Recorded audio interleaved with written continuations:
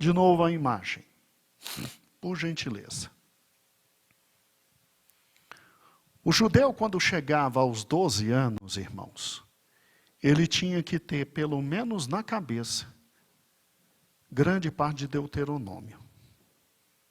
Alguns tinham Gênesis, Êxodo, Número, Levítico e Deuteronômio.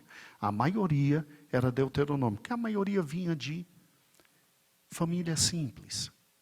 Então, aos 12 anos, tinha o Bar Mikbar, ou seja, tinha aquele momento em que você chegava perante os grandes sacerdotes em Jerusalém, e você era testado para saber se você conhecia a lei e se você podia já viver. Tá? A Bíblia que Jesus lia era essa. Era a Torá, era o Neviim, e aí você tem todos aqueles livros que a gente chama de livros históricos, como livros proféticos, que foram escritos por profetas. Profetas anteriores, profetas posteriores. Você tem os livros poéticos de sabedoria, e Jesus cita todos. Jesus cita todos. E depois você tem uns escritos finais lá embaixo. Daniel, Esdras e Neemias, que estavam num único rolo. A gente é que separou, tá? Mas eles estavam num único rolo, porque a história do retorno e Crônicas, o grande livro da esperança de que o Messias viria. Pastor, a gente não poderia, quando começou a escrever o Novo Testamento, a gente não poderia ter mantido esta ordem? Não seria melhor esta ordem? Bem, vamos lá. Pode retirar a imagem, por gentileza. Se você parar e pensar, é uma ordem interessante e muito inteligente. Só que Jesus veio. Você já viu como é que começa Mateus? Você já viu como começa Mateus? E olha que os grandes intérpretes da palavra de Deus dizem que o primeiro evangelho a ser escrito foi Marcos. Agora vem cá, peraí. Então por que a gente botou Mateus na frente? Aí depois é que botou Marcos, aí depois é que veio com Lucas, e depois é que veio Atos, e aí vem as cartas de Paulo, e depois o Apocalipse de João. Bem, vamos lá. Escute. Mateus é de todos os evangelhos aquele que mais procura provar que Jesus é o Messias prometido do Velho Testamento. Entendeu? Mateus é aquele que mais procura provar que Jesus é o Messias prometido do Velho Testamento. E aí o que acontece?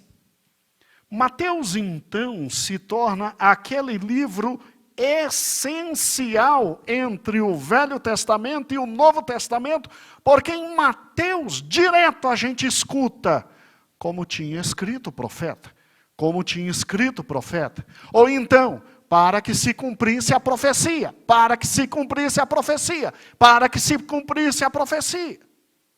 Olha que interessante, os discípulos tomados pelo Espírito Santo, eles então começam os escritos narrando a vida de Cristo, e Mateus é esse que mais procura confirmar que todas as profecias do Velho Testamento estavam se cumprindo em Cristo. Aí começaram os livros do Novo Testamento. O cânon do Novo Testamento começa com o apóstolo Paulo. Tá? Os primeiros livros do Novo Testamento a serem escritos foi pelo apóstolo Paulo. E aí depois vieram os evangelhos. E o que eu acho interessante, irmãos, isso é fantástico, né? O que eu acho interessante é que quando a igreja sentou e juntou todos os livros, e através de critérios absolutamente simples, foram decidir realmente reconhecer aquilo que vinha de Deus e o que não vinha.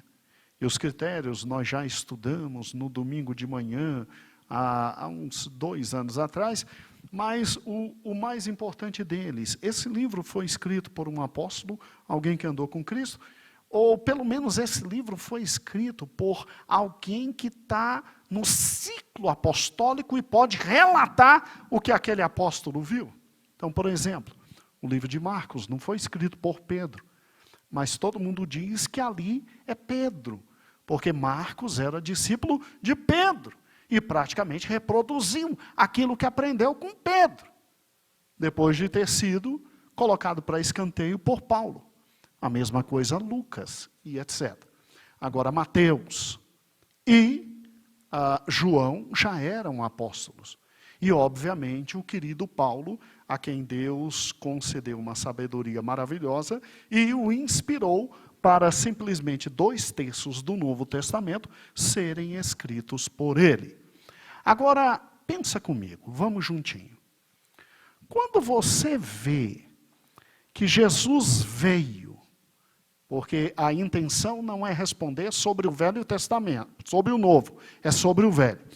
Quando você vê que Jesus veio, e que simplesmente ao vir, ele é o cumprimento de toda a profecia, e ele é o Messias, tem como a Bíblia terminar com crônicas? Tem como a Bíblia seguir aquela divisão que os judeus trouxeram para nós? Se você parar e pensar, alguns dizem que sim, mas a maioria dos grandes biblistas dizem não tem como. Por quê?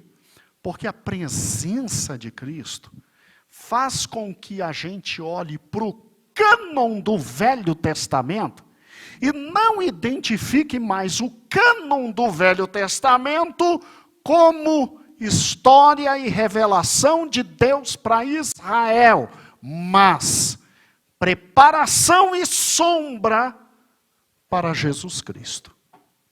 Olha que interessante. Quando você olha a figura de Cristo, você vê que tudo que está no Velho Testamento é sombra. Fala sobre ele, que é a realidade. E aí o que acontece?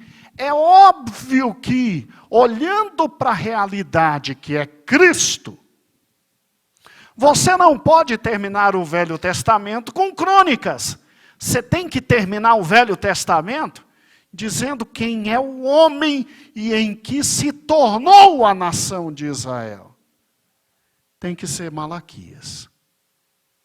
Porque quando você abre Malaquias, creio que não exista um livro mais direto e claro sobre pecado, maldade, promiscuidade, desespero, erro espiritual, o que te faz olhar e aguardar não só o Messias que vai levar a gente para a terra prometida e fazer da gente um povo enorme, não, mas o Messias que vem para salvar a humanidade. Então, olha que interessante, quando Jesus recusa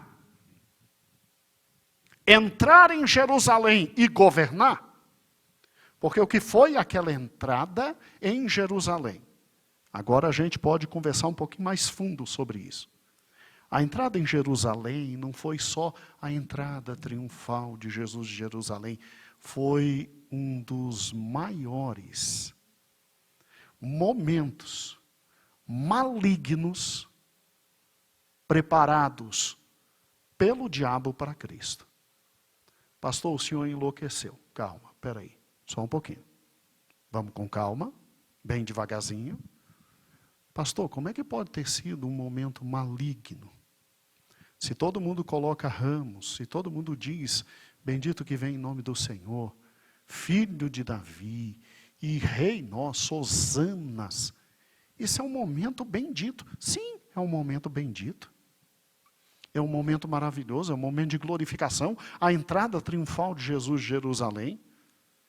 Mas, vamos ser francos, desde o início o diabo tenta Cristo, para desviar Cristo da única função que ele tinha vindo. Porque ele não vem como Crônicas fazia a gente esperar. Ele não vem como um leão. Para engolir todos e tudo. Para acabar com todos e tudo. Grande rei de Deus. E para governar. E para arrebentar com os romanos. E colocar Israel acima de tudo. Que é isso que Crônicas gera no judeu. Não. Ele vem como Cordeiro de Deus. Que tira o pecado de quem? Meu Deus. Aí não dá. Cordeiro é indefeso. Cordeiro vem para morrer. Cordeiro não tem garras. Cordeiro não tem dente. Cordeiro não tem mandíbula poderosa. Cordeiro não tem pata. Felina. Mortal. Deixa um leão te dar só uma patadinha de amor. Você perde todos os dentes. Ele vem como cordeiro. E aí o grande problema, o seu povo não o recebeu. Por quê? Porque eu estou esperando é quem? Crônicas fala. Eu estou esperando o filho de Davi. Eu estou esperando aquele rei que não vai errar como os outros que aqui estão em Crônicas. Eu estou esperando aquele que vem concretizar o que Esdras e Neemias começaram. E Zorobabel e Jóshua fizeram. Que a reconstrução da cidade, a reconstrução do templo, a reconstrução da dignidade de Israel, a reconstrução dos parâmetros grandes e fortes de Israel.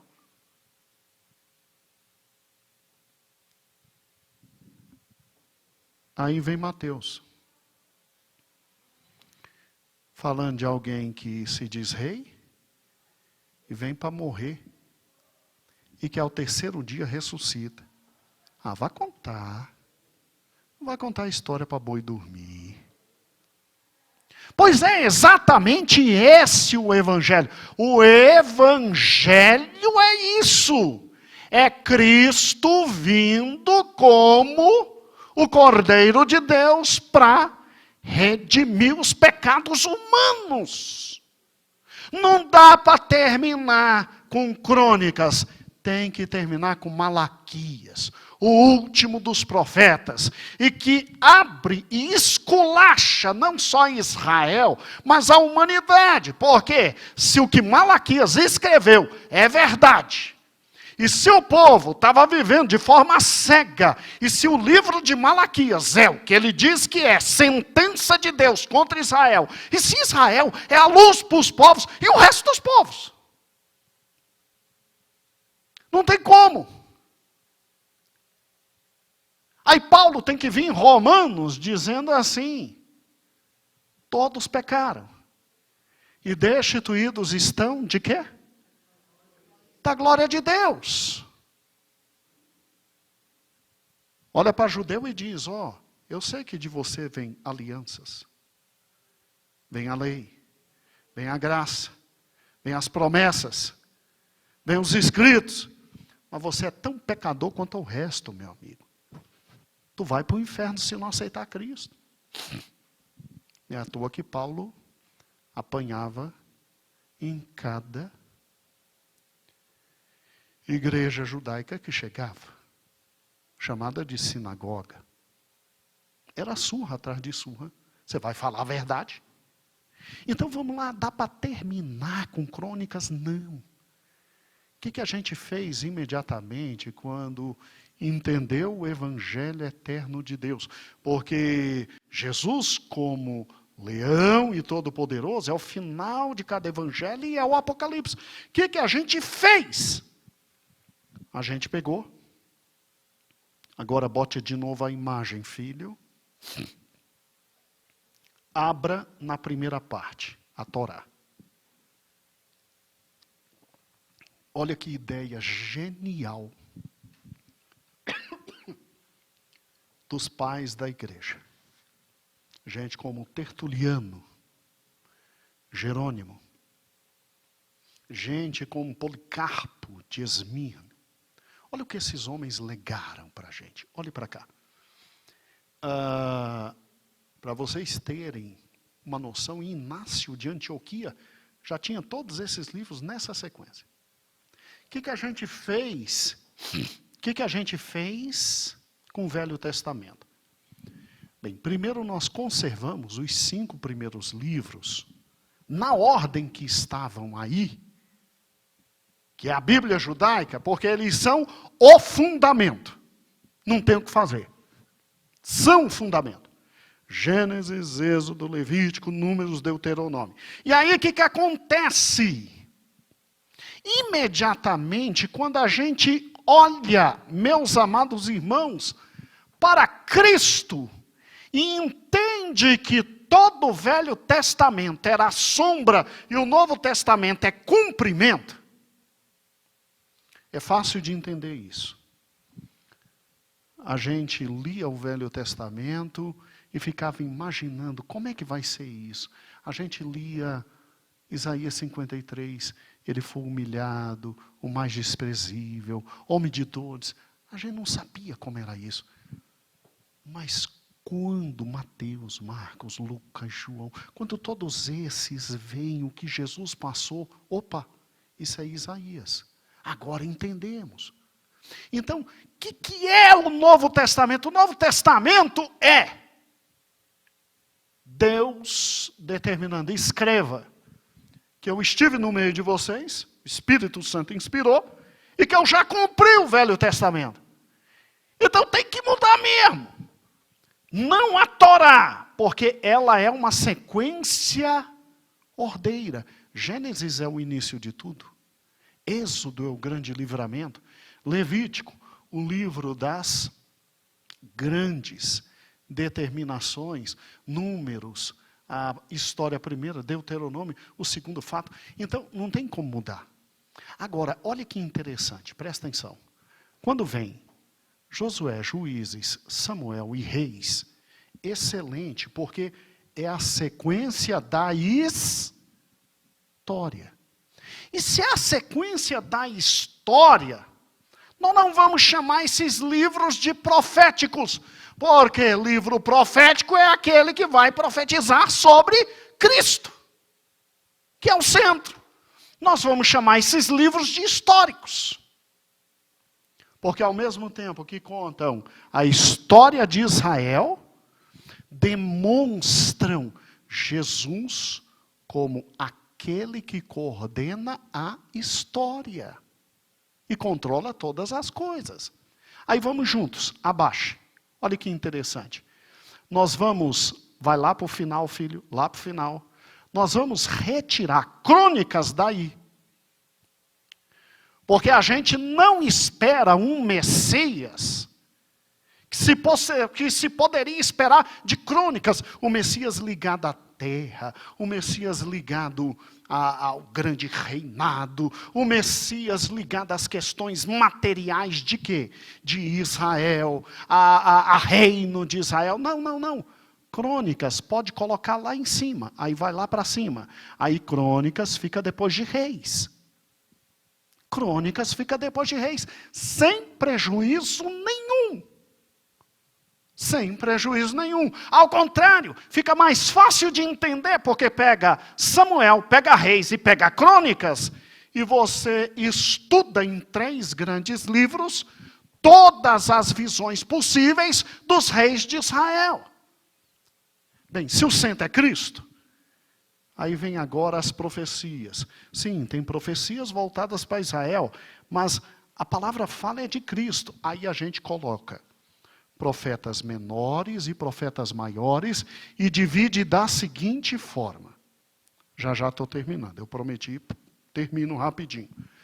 Profetas menores por quê? porque escreveram um número de capítulos menores, e maiores porque escreveram um número de capítulos maiores. Agora, vá para a sua Bíblia. Vá para a sua Bíblia. Pode tirar por gentileza. A gente não divide mais em profetas anteriores e posteriores, que a gente não viveu exílio nenhum. E a gente coloca primeiro os profetas maiores, Isaías, Jeremias, Lamentação, Ezequiel, Daniel, e depois os menores. Primeiro, por causa do número de capítulos. Segundo, em razão do tempo que eles profetizaram, a gente tentou colocar mais ou menos na sequência dos reis de Israel, e óbvio, em sequência quase que cronológica, terminando com Malaquias, que é um profeta menor, e que foi o último escrito, e aí só 400 anos depois, se tem os escritos do Novo Testamento. E por que Malaquias? Porque se Jesus é o centro e a gente tem todo o Novo Testamento, tem que terminar com alguém que nos fale da esperança do verdadeiro Messias, não aquele que vem para restaurar só Israel, que é o de Crônicas, mas o que vem para restaurar o mundo inteiro. Mas aí você descreve o mundo de forma horrível, como já te falei, porque Malaquias é uma sentença de Deus. Gente, você já imaginou Deus olhando para os sacerdotes e dizendo: o que vocês me apresentam de oferta é esterco. Eu estou para jogar isso na cara de vocês. Esterco é a mesma coisa que fezes. Você já imaginou Deus olhando para o rei e dizendo: meu amigo, eu vou acabar com você, mas eu vou te destruir de cima a baixo, porque você é corrupto, você é iníquo, você é maligno.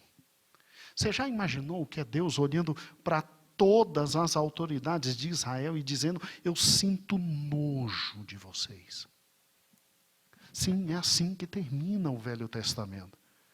Com uma demonstração clara que aquele povo que foi separado para trazer as nações a Deus, tinha se miscuído tanto com o pecado, que agora era necessário o Filho de Deus vir, e Deus entrar na história, para a salvação da humanidade. Então, não foi desrespeito, de maneira alguma, aos escritos judaicos, porque cremos que é a palavra de Deus.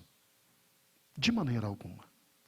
Foi tão somente uma organização que nós fizemos, à luz do fato de se saber que Jesus veio.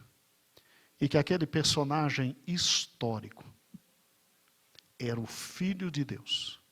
O Messias que veio para resolver o maior de todos os problemas, o pecado, mas que depois vai retornar. E vai governar. E vai dirigir todos homens, mulheres, crianças, de todos os povos, línguas e nações, se dobrarão diante dele, reconhecendo que é o Senhor de toda a terra. Então, as perguntas que foram me feitas, eu nessa quarta-feira passei, que ninguém venha dizer que a nossa Bíblia está incorreta, que o nosso cânon está incorreto. E, pastor, e os livros a mais que tem na Bíblia Católica? Os livros a mais da Bíblia Católica é o que nós chamamos de livros apócrifos. Eles estão no Velho Testamento. E eles foram definitivamente incluídos como deuterocanônicos depois da Reforma Protestante, para poder combater a Reforma. Mas todos os escritos sempre foram esses. Muda alguma coisa na numeração de salmos, Somente isso. E sua Bíblia é absolutamente confiável. E porque ela tem essa divisão? Porque Jesus veio. Jesus veio. Tem muito mais detalhes, mas, por incrível que pareça, já são 10 para as 9. Né? Como é dolorosa a questão do horário, né? Como é dolorosa a questão do horário. Doloroso a questão do horário, ou concordância errada. Então, meu irmão, entendeu por que o seu Velho Testamento é assim? Ele foi todo colocado à luz do Filho de Deus. Né? Por isso que tem gente que prega em Gênesis, Jesus é, em Êxodo, Jesus é, em Levítico, Jesus é. Eu não vou falar porque eu não tenho de cabeça. Né? Deve estar escrito em algum canto, e é muito bonito. Mas é exatamente isso, não tinha como continuar com a divisão da Bíblia hebraica, porque eles não enxergaram Cristo como Messias. Não enxergaram.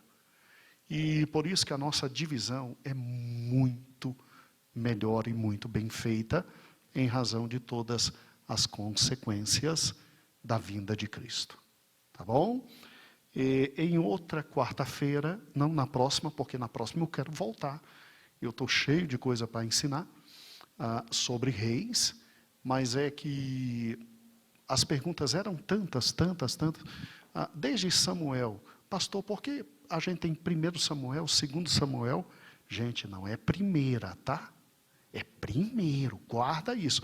Papai sempre fala isso com a gente. E eu mesmo erro de vez em quando. Né? Se eu que tenho que estar em cima de vocês, eu erro, quanto mais vocês, meus amores. Então, é livro no Velho Testamento, é carta no Novo Testamento. Mas se errar, está tudo bem, Jesus aceita, e louvado seja o nome do Senhor. Mas vamos tentar acertar, tá bom? E o que acontece? Quarta-feira que vem eu já quero voltar. Tem que falar agora muito sobre Jeroboão, muito sobre Roboão, que eu não pude falar na leitura bíblica diária. Tá bom? Na leitura bíblica diária. Meus amores, alguma dúvida mais sobre a questão da posição dos livros e por que a gente tem esse cânon? Ficou um pouco claro isso? Ou ficou completamente obscuro, ninguém entendeu nada e ficou um pouquinho mais claro? Então, eu espero que sim, louvado seja o nome do Senhor. Jesus é Jesus, né? Ele vem, ele muda tudo. Tudo. Mas ele é Senhor, né? Ele pode. Louvado seja o nome de Jesus.